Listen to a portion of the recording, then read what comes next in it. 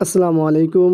আবারও হাজির হলাম আপনাদের মাঝে নতুন আরেকটি ভিডিও নিয়ে। আজ আমরা একটি মাইক্রোওয়েভ স্পিকার নিয়ে কথা বলবো এবং এটির সমস্যা সম্পর্কে জানবো আর সমাধান তো অবশ্যই দেখার চেষ্টা করব।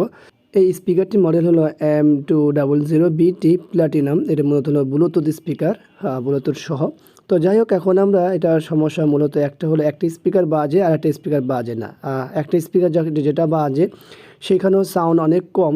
তো আমরা ভলিউম সেকশনটা খুলে নিয়েছি।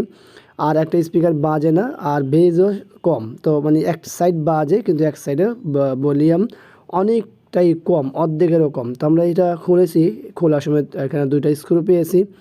তো এই ভলিউম সার্কিটটি খুলতে হলে অবশ্যই আপনাদের খেয়াল করতে হবে যাতে করে কোনো রকমের দুর্ঘটনা না ঘটে, কিন্তু কারণ হচ্ছে এটা ভেঙে গেলে কিন্তু আপনারা খুব বিপদে পড়ে যাবেন। তো এখানে যে সমস্যাটা আছে সেটা আমরা তো আইসিগুলো দেখার চেষ্টা করতেছি আসলে কন্ট্রোল কিভাবে করেছে।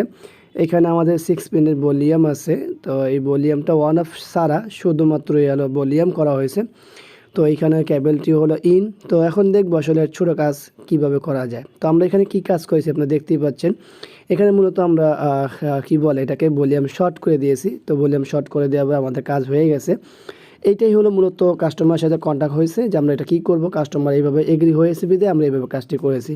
আশা করব ছোটো ইনফরমেশন আপনাদের কাজে আসবে, যে এইভাবে আপনারা করতে পারেন, সেক্ষেত্রে আপনাদের উপকার আসবে। ভিডিওটি ভালো লাগলে অবশ্যই লাইক করবেন, কমেন্টস করবেন, শেয়ার করবেন।